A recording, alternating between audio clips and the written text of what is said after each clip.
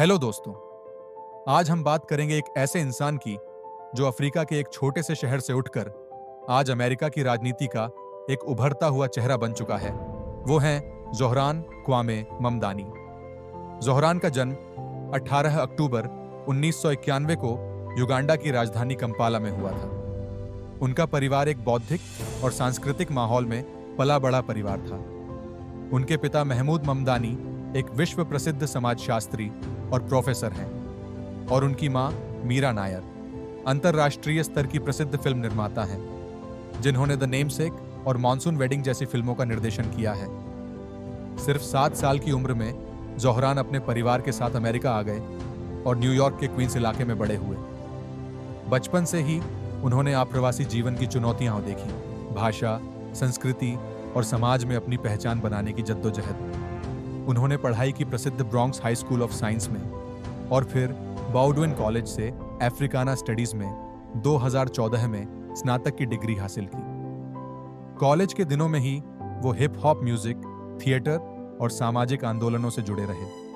उनका मानना है कला और राजनीति दोनों ही समाज बदलने के औजार हैं। डिग्री पूरी करने के बाद उन्होंने काम शुरू किया एक हाउसिंग काउंसलर के रूप में, जहां वो कम आय वाले लोगों के लिए आवास की समस्याएं हल करने में मदद करते थे। यही अनुभव उन्हें राजनीति की ओर ले आया।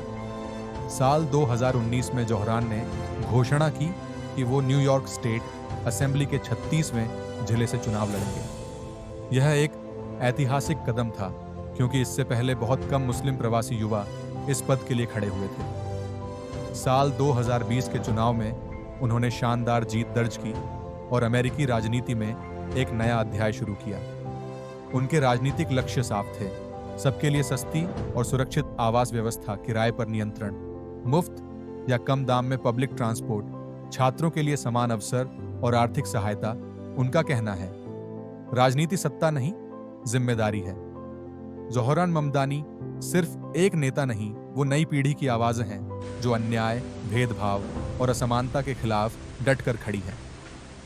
साल 2025 में उन्होंने घोषणा की कि वो न्यूयॉर्क सिटी के मेयर पद के लिए चुनाव लड़ेंगे, और 4 नवंबर 2025 को वो चुनाव जीत गए। 1 जनवरी 2026 से वो आधिकारिक रूप से न्यूयॉर्क के मेयर का पद संभालेंगे। हालांकि उनकी राह आसान नहीं थी। कई बार उनकी नीतियों, यहां तक कि फिलिस्तीन-इजराइल मुद्दे पर उनके रुख को लेकर विवाद भी हुए। लेकिन ज़ोहरान कभी पीछे नहीं हटे। उनका कहना है, मैं ऐसे शहर का सपना देखता हूं जहां हर व्यक्ति अपनी पहचान पर गर्व कर सके और जहां किसी की आवाज दबाई न जाए।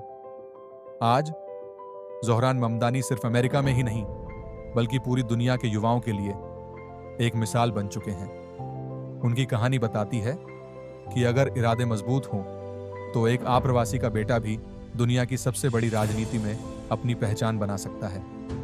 यह थी कहानी ज़ोहरान ममदानी की।